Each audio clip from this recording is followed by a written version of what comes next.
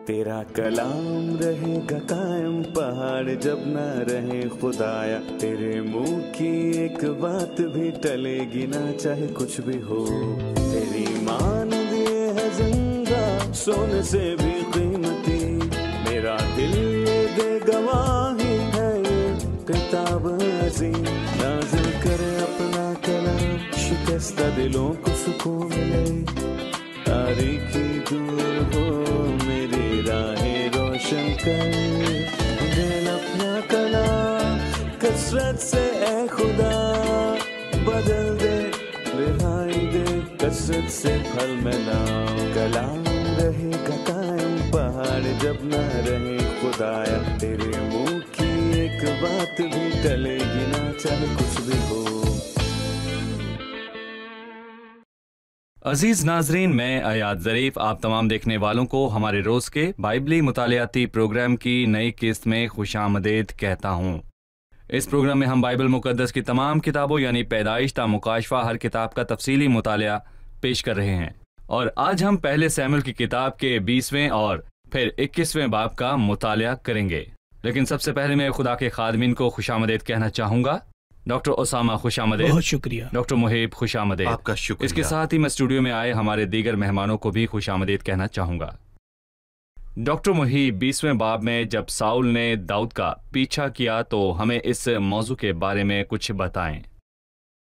देखिए, साउल अब भी दाऊद को ढूंढ रहा था और किसी भी तरह उसे मारने की कोशिश में था, और दाऊद साउल से भाग रहा था। होशियार बला को देखकर छुप जाता है, और फिर वो रामा के नियुत की तरफ गया, और फिर बाद में उससे सैमुएल से हौसला अफजाई मिली, जिसे वो अपना रूहानी बाप समझता था, जो उसकी हौसला अफजाई करता और उससे मशवरा देता था, और फिर वो अपनी तमाम परेशानियां सैमुएल को बताता था।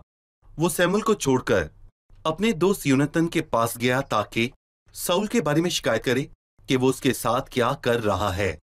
मैंने ऐसा क्या किया है कि तेरा बाप मुझे मारना चाहता है, वो मेरे और मौत के दरमियान एक कदम की दूरी पर है। मैं उसके शाना बशाना लड़ता रहा, उसकी इज्जत की और दिल से उसकी खिदमत की, उसके मसाइल हल किए और उसकी जंगें लड़ी। वो जो कुछ भी कहता है मैं उसे पूरे दिल से करता हूं। मैंने उसके साथ कोई गलत काम नहीं किया, फिर भी वो मेरे खिलाफ जारहाना रवैया क्यों कर रहा है? दरहकीकत उसे तकलीफ हुई क्योंकि साउल ने उसकी अच्छाई की बजाय बुराई में उसका बदला दिया। उसने उसे सताया, उसे दुख दिया, जबकि वो उसे प्यार करता था, उसकी इज्जत करता था और उसकी वो कदर भी करता था। और मैं उसमें खुदावन यीशु मसीह की शबी देखता हूं, जो ये भी कहता है कि मुझसे बेसबब अदावत रखने वाले मेरे सर के बालों से ज्यादा ये है। मसीह के बारे में एक पेशगोई है। जी हाँ, यकीनन ज़बूर 69 में लिखा है कि उन्होंने बेसबब मुझसे अदावत रखी, और फिर इसके बाद ज़बूर 109 में वो कहता है कि उन्होंने नेकी के बदले मुझसे बदी की है और मेरी मोहब्बत के बदले अदावत। भाई उसामा, यूनितन और दाऊद के दरमियान दोस्ती अभी थी। वो पहले अबवाब में उसके साथ एहतराम के साथ पेश आया, जिसके बारे में आपने हमें बताया। मैं चाहूंगा कि आप हमें यूनितन और दाऊद की दोस्ती के बारे में चंद और खुसूसियात बताएं। गुज़िश्ता किस्त में हमने उनकी दोस्ती के बारे में बात की थी, उसमें इंतखाब देना और वफादारी की खुसूसियात थीं। दर हकीकत यूनितन और दाऊद का जो मंजर हमारे सामने है, उसमें हम मजबूत दोस्ती को कायम रखने के लिए 3 अहम तरीन चीज़ें देखते हैं: मोहब्बत, वफादारी और आजजी। ये बाब हम दाऊद के लिए यूनितन की मोहब्बत और यूनितन के लिए दाऊद की मोहब्बत को जाहिर करता है। उन्होंने एक दूसरे को बूसा दिया, उसने दाऊद के साथ अपनी मोहब्बत की कसम खाई। उसके 20वें बाब की 17वीं आयत में वो कहता है, और यूनतन ने दाऊद को उस मोहब्बत के सबब से जो उसको उससे थी दोबारा कसम खिलाई, क्योंकि वो उससे अपनी जान के बराबर मोहब्बत रखता था। ये मोहब्बत ज़बरदस्त है। हम यूनतन की वफादारी और ईमानदारी को भी देखते हैं। उसे अंदाज़ा नहीं था कि साउल ने दाऊद को मारने पर जोर दिया है, लेकिन उसने उसे बताया कि मैं तुम्हें बता दूंगा और तुम्हें बताकर भी बादशाह नहीं बनूंगा। देखें, मैं इस बात पर दोबारा जोर दूंगा, उसे अंदाज़ा था कि साउल उसे मार देना चाहता है, लेकिन उसने उसे बताया कि मैं तुम्हें बता दूंगा तो भी मैं बादशाह नहीं बनूंगा। लेकिन मैं तेरे साथ वफादार रहूंगा, बस झूठ बोलना छोड़कर हर एक शख्स अपने पड़ोसी से सच बोले, एक दूसरे से झूठ ना बोलो। अजीज भाइयों, और ना सिर्फ ये ज़रूरी है कि अपने दोस्तों के साथ ताल्लुकात में झूठ ना बोलो और ईमानदारी से पेश आओ, बल्कि हर किसी के साथ मेरे ताल्लुक में वफादारी शामिल होनी चाहिए। लेकिन आखिर में मैं कहूँगा कि आजिज़ी किस कदर ज़बरदस्त है, और जब दो लोगों के दरमियान दोस्ती होती है, अगर एक शख्स दूसरे के साथ मुतकबराना बर्ताव कर रहा है तो यकीन रखें कि ये रिश्ता बरकरार नहीं रहेगा। लेकिन हम यूनतन के सामने दाऊद की आजिज़ी देखते हैं। हम उसके 20वें बाब की 41वीं आयत पर पढ़ेंगे। उसने 3 दफ़ा सजदा किया। जो ही वो छूकर उछल गया, दाऊद जनूब की तरफ से निकला और ज़मीर पर अंधा होकर 3 बार सजदा किया, और उन्होंने आपस में एक दूसरे को चूमा। और फिर हम दाऊद के सामने यूनतन की आजिज़ी भी देखते हैं जब उसने उसे बताया, मैं तुझसे दूसरे दर्जा पर हूँगा। अक्सर हम में से हर एक पहले आना चाहता है, लेकिन दोस्ती में आजिज़ी हो तो मैं दूसरे दर्जे पर आने पर राजी होता हूँ। फिर भी ये ताल्लुक कितना अजीम होगा जिसकी खसूसियत मोहब्बत, वफादारी और आजिज़ी है। मोहब्बत, वफादारी और आजिज़ी। अब हम एक वक्फा लेंगे और फिर मेहमानों के सवालात के साथ दोबारा हाजिर होंगे। नाज़रीन, अब हम एक छोटा सा वक्फा लेंगे और फिर दोबारा हाजिर होंगे। और अगर आपका कोई सवाल हो तो हमें लिख भेजिए। खुदा उनके फजल से हम इसका जवाब आपको जरूर देंगे।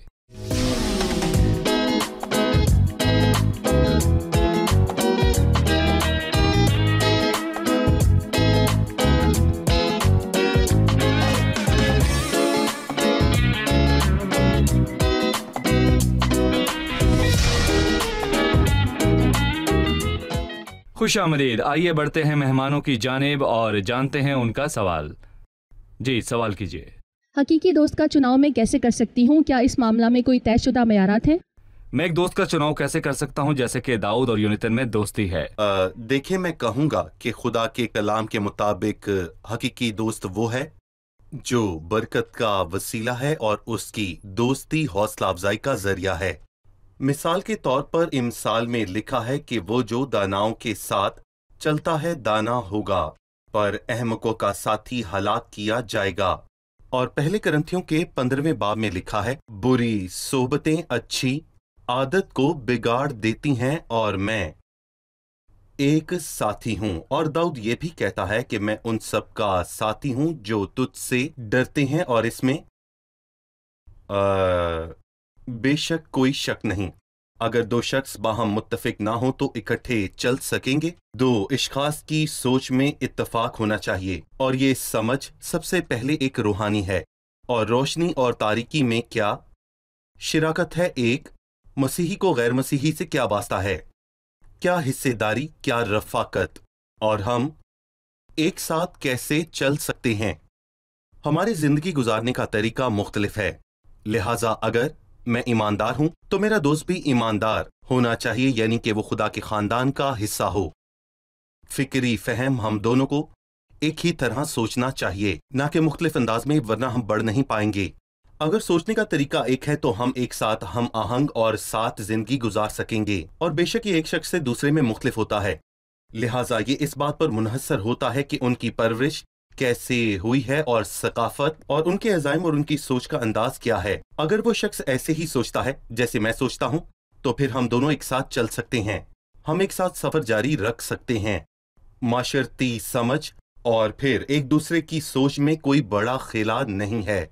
तो अगर वो शख्स हकीकी दोस्त है तो वो फिर सारी जिंदगी आपका दोस्त है। साथी है तो कोई बड़ा माशरती खिला नहीं हो सकता। और अगर वो सादा चीजें थीं तो वो उनका मुकाबला कर सकते हैं, और मैं कहूंगा कि वो उन पर बिल्कुल असर नहीं करेगा।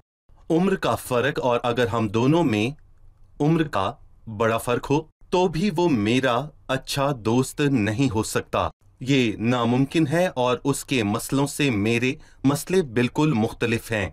और मैं कहूंगा कि उसकी दिलचस्पियां मुझसे बिल्कुल मुख्तलिफ दिलचस्पियां होंगी। और फिर जब हम मुख्तलिफ जिन्स से बात करते हैं तो मैं कहूंगा कि हमें खास तौर पर काम करना चाहिए। लेकिन एक बेहतरीन दोस्त होने के लिए जो वफादार और मेरे करीब हो, जिसे मैं अपने सारे भेद बता सकूं और अपने मसाइल और मुश्किलात बता सकूं, तो उसे एक ही जिन्स से होना चाहिए। एक जिन्स? जी बिल्कुल। بھائی اسامہ، ہم ابھی بھی ساؤل اور داؤد کے درمیان دوستی پر بات کر داؤد رہے ہیں۔ تو جو کچھ کہا گیا اس سے ہم سمجھتے ہیں کہ یہ ایک بہت ہی باوفا گہری دوستی ہے اور وہ دونوں ایک دوسرے کے بہت قریب ہیں۔ لیکن کیا یونتن اور داؤد کے درمیان یہ دوستی اور ایک دوسرے کی پیروی آخر تک قائم رہی؟ سچ یہ ہے کہ ایمانداری اور وفاداری آخر تک قائم رہتی ہے، لیکن ایک دوسرے کی پیروی میں آخر تک قائم نہیں رہ سکتے۔ اور میرا خیال ہے کہ یونتن نے زندگی بھر کا موقع کھو دیا تھا جب وہ داؤد کا پیچھا کرتے ہوئے پھنس گیا۔ یہی وجہ ہے کہ جب ہم داؤد کو شان و شوکت میں دیکھتے ہیں تو یونتن کو بھی تصور سے باہر دیکھتے ہیں۔ انتخاب کے لمحے میں داؤد کا پیچھا کرنے کے بجائے اس نے ساؤل کے پاس واپس جا کر انتخاب کیا۔ یہاں ہم ایک کو ایک تقسیم شدہ دل کے ساتھ دوسرے کے پیچھے چلتے ہوئے دیکھتے ہیں، اور یونتن کا انجام بہت خوفناک تھا۔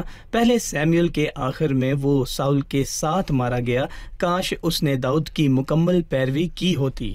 بعض اوقات ہم ایک ایماندار کی حیثیت سے خداوند کی پیروی کرتے تو ہیں، پورے دل سے اس کی پیروی نہیں کرتے، لیکن ہر ایک مسیحی کے لیے کتنا بڑا نقصان ہے جو خداوند کے ساتھ قائم رہ سکتا ہے لیکن اس کی بجائے وہ اپنی پہلی سی محبت چھوڑ دیتا ہے اور خدا کو پہلا درجہ نہیں دیتا۔ پیروی کرنے کے حوالہ سے لوکا اس کے 9ویں باب میں جس سے وہ باتیں کر رہا اور اپنی پیروی کرنے کی دعوت دے رہا تھا، ان میں سے ایک سے اس نے کہا، پہلے مجھے اجازت دے کہ اپنے گھر والوں سے رخصت ہو آؤں۔ یہ کس قدر خطرناک ہے۔ یونتن اپنے گھر والوں کے ساتھ پھنس گیا۔ خداوند نے اس سے کہا، جو کوئی اپنا ہاتھ دل پر رکھ کر پیچھے دیکھتا ہے وہ خدا کی بادشاہی کے لائق نہیں ہے۔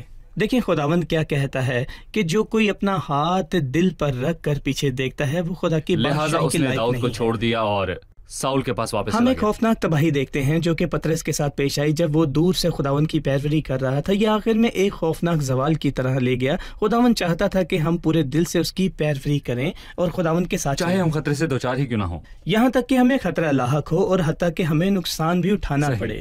پیروی کرنے کی ہمیشہ ہی ایک قیمت ادا کرنی پڑتی ہے، اور در حقیقت یونتن کے لیے مسترد کرنے اور سخت برداشت کرنے کے راستے پر جانا مشکل تھا، اسی لیے اس نے محل میں راحت اور آرام کو ترجیح دی۔ داؤد اس سے کہیں زیادہ یونتن سے محبت کرتا تھا اور اسے محسوس کیا کہ محبت اور وفاداری اسے اپنے ساتھ قائم رکھے گی، اور جب وہ پتھر کی چوٹی پر ایک دوسرے سے جدا ہوئے تو وہ رونے لگے، اور انہوں نے آپس میں ایک دوسرے کو چوما اور وہ باہم روئے، اور داؤد بہت رویا۔ اور یہ واضح ہے کہ داؤد یونتن کو اس سے زیادہ محبت کرتا تھا جتنی یونتن اس سے کرتا تھا۔ اور یہاں پر میں یہ بھی کہنا چاہوں گا کہ یونتن نے پہلی سی محبت چھوڑ دی اور وہ داؤد کی محبت میں قائم نہ رہ سکا۔ اور جو بات داؤد کے لیے افسوس کا باعث تھی وہ یہ تھی کہ یونتن نے نہ صرف اس سے چھوڑا بلکہ وہ یہ کہ اس کے دشمن ساؤل کے گھر چلا گیا۔ یہ واقعہ خدا کے جذبات کو ٹھیس پہنچاتا ہے، اور جب وہ اس کو محسوس کرتا ہے کہ ایک ایماندار دنیا سے خود کو جوڑتا ہے جس نے مسیح کی تحقیر کی اور اسے مصلوب کیا۔ صحیح۔ اور پھر 21ویں باب میں دیکھتے ہیں کہ داؤد نوب میں اخی ملک کاہن کے پاس آیا، اور اخی ملک داؤد سے ملنے کو کانپتا ہوا آیا اور اس سے کہا، تو کیوں اکیلا ہے اور تیرے ساتھ کوئی آدمی نہیں؟ داؤد نے اخی ملک کاہن سے کہا کہ بادشاہ نے مجھے ایک کام کا حکم کر کے کہا ہے کہ جس کام پر میں تجھے بھیجتا ہوں اور جو حکم میں نے تجھے دیا ہے وہ کسی شخص پر ظاہر نہ ہو، سو میں نے جوانوں کو فلاں فلاں جگہ بٹھا دیا ہے، پس اب تیرے پاس کیا ہے؟ میرے ہاتھ میں روٹیوں کے 5 گردے دے یا جو کچھ موجود ہو دے۔ کاہن نے داؤد کو جواب دیا، میرے ہاں عام روٹیاں تو نہیں پر مقدس روٹیاں ہیں، بشرطے وہ جوان عورتوں سے الگ رہے ہو۔ داؤد نے کاہن کو جواب دیا، سچ تو یہ ہے کہ 3 دن سے عورتیں ہم سے الگ رہی ہیں، اور اگرچہ یہ معمولی سفر ہے تو بھی جب میں چلا تھا تب ان جوانوں کے برتن پاک تھے، تو آج تو ضرور ہی وہ برتن پاک ہوں گے۔ تب کاہن نے مقدس روٹی اس کو دی، کیونکہ اور روٹی وہاں نہیں تھی، فقط نظر کی روٹی تھی جو خداوند کے آگے سے اٹھائی گئی تھی، تاکہ اس کے عوض اس دن جب وہ اٹھائی جائے گرم روٹی رکھی جائے۔ اور وہاں اس دن ساؤل کے خادموں میں سے ایک شخص خداوند کے آگے رکا ہوا تھا، اس کا نام ادومی دویگ تھا، یہ ساؤل کے چرواہوں کا سردار تھا۔ फिर दाऊद ने अखी मलिक से पूछा, क्या यहाँ तेरे पास कोई नेजा या तलवार नहीं? क्योंकि मैं अपनी तलवार और अपने हथियार अपने साथ नहीं लाया, क्योंकि बादशाह के काम की जल्दी थी। उस काहिन ने कहा कि फलस्ती जूलियत की तलवार जिसे तूने एलाह की वादी में कत्ल किया, कपड़े में लिपटी हुई अफूद के पीछे रखी है। अगर तू उसे लेना चाहता है तो ले ले, उसके सिवा यहाँ कोई और नहीं है। दाऊद ने कहा, वैसी तो कोई है ही नहीं, वही मुझे दे दे। डॉक्टर मुहिब, इन 3 नुकात पर बात करना चाहूंगा। सबसे पहला कि तू क्यों अकेला है, अगरचे उसके साथ एक लड़का था और एक ग्रोह में और जा रहा था। दाऊद के तमाम लोग उसके साथ थे।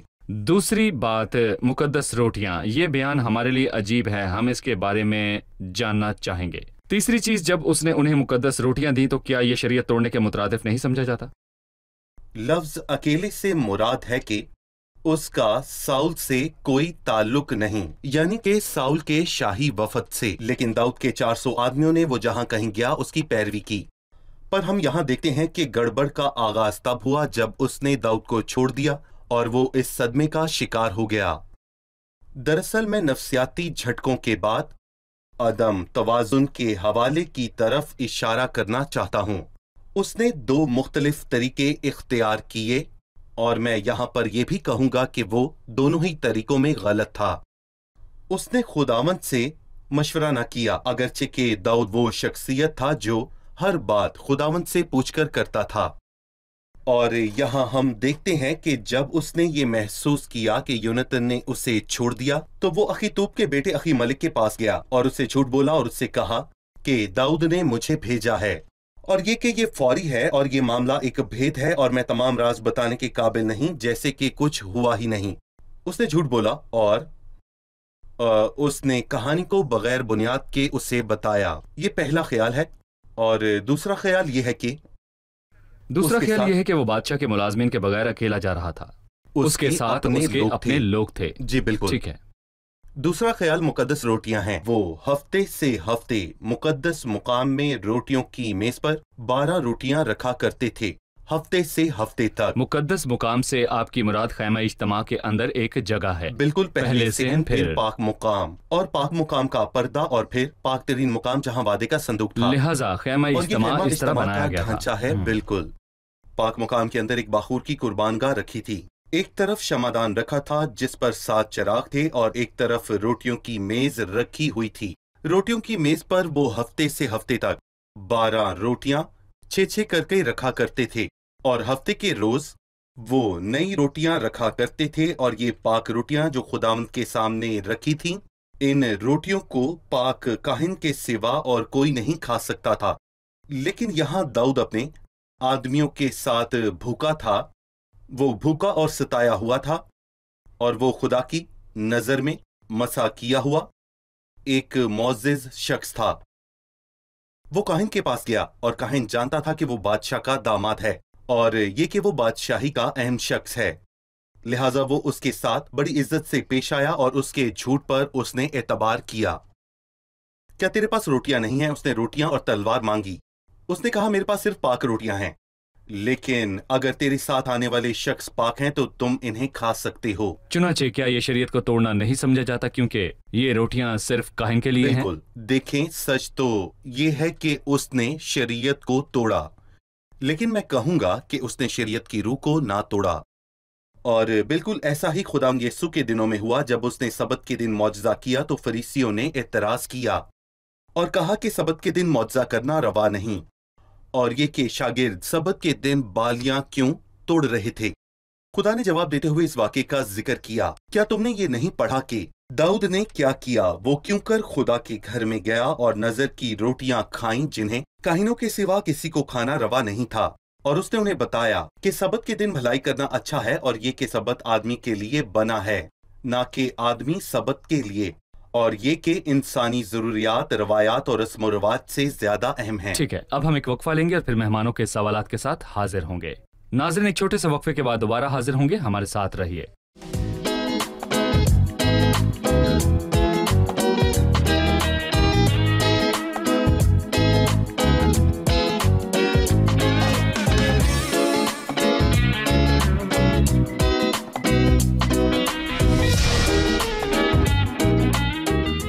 خوش آمدید. آئیے بڑھتے ہیں مہمانوں کی جانب اور جانتے ہیں ان کا سوال کیجیے. ادومی دوئگ کون ہے جسے ساؤل کے چرواہوں کا سردار کہا جاتا ہے؟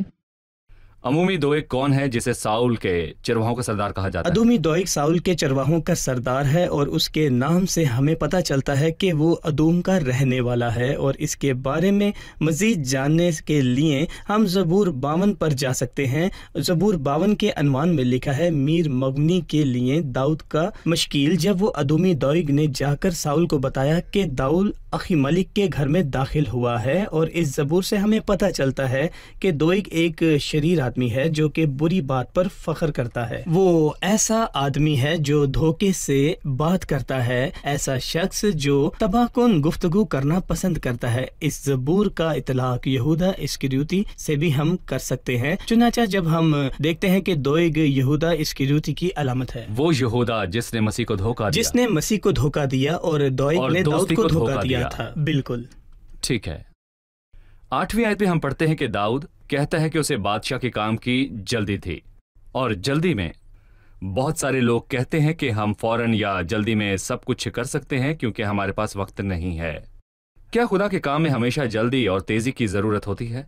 یسایہ کے 28ویں باب میں لکھا ہے کہ جو کوئی ایمان لاتا ہے قائم رہے گا، یا عربی متن کے مطابق کہ وہ جلدی نہیں کرے گا. جو شخص خدا کے ساتھ کام کرتا ہے وہ صبر کرنے والا شخص ہے، جو راستہ جانچتا ہے.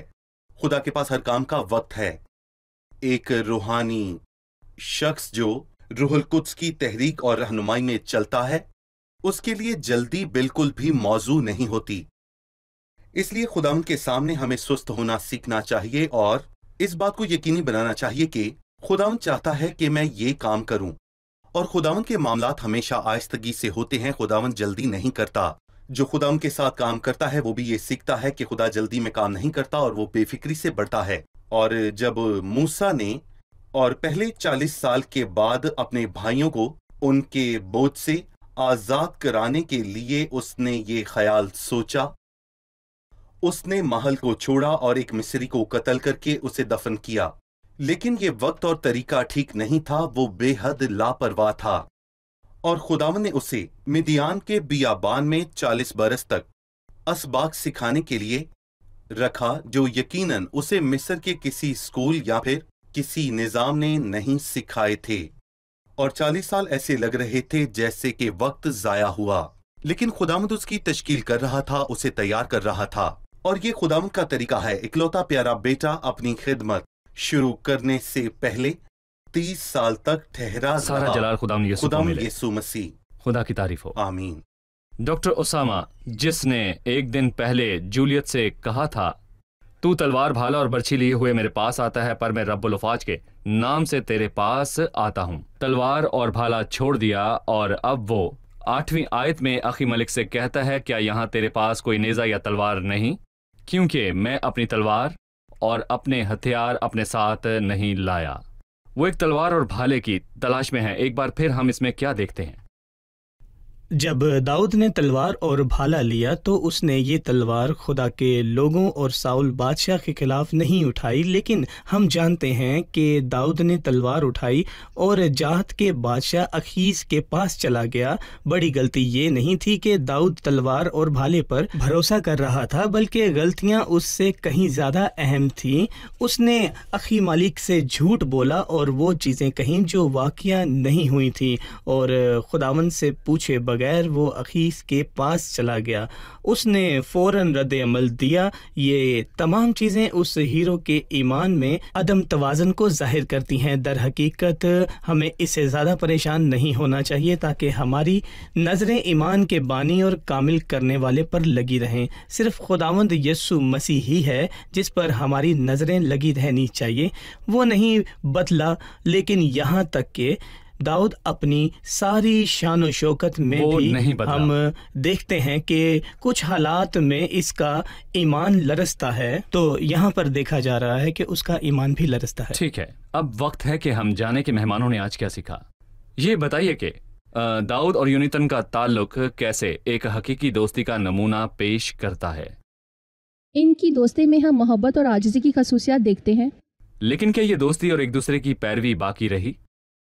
محبت اور وفاداری تو باقی رہی، لیکن ایک دوسرے کی پیروی باقی نہ رہی، کیونکہ یونتین نے داؤد کو چھوڑ کر اپنے باپ کے ساتھ رہنے کو ترجیح دی اور اس وجہ سے اس نے اپنی زندگی کھو دی۔ اگر وہ داؤد کے ساتھ رہتا تو اس سے بہت فائدہ ہوتا۔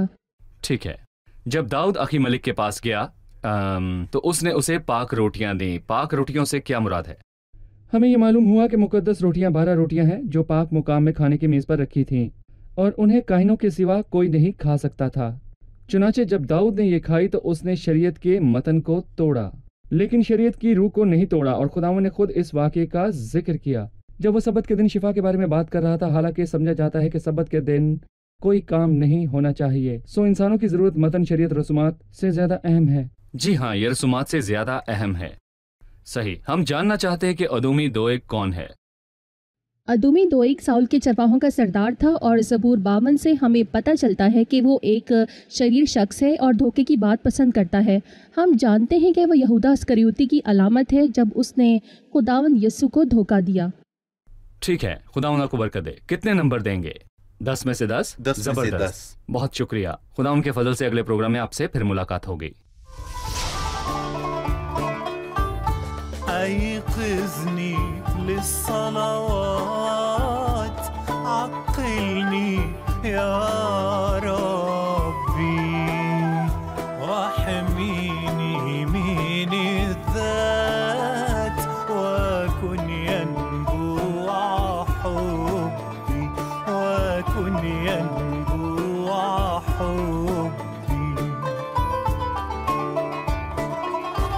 يا ساكن في علاك، يا من له أمري، قد قلت لا أنساك، من مسك مس عيني، من مسك مس عيني.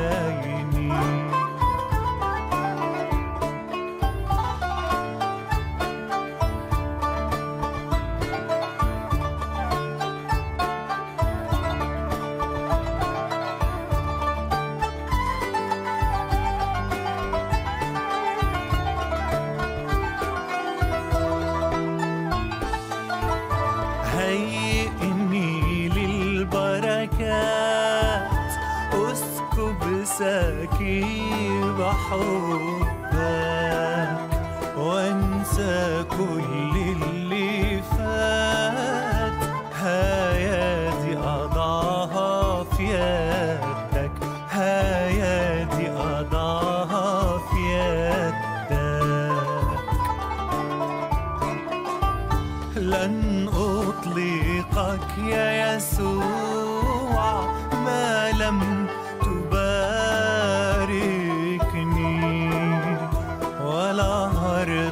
حالة الجوع، فتعالى واشبعني، فتعالى واشبعني.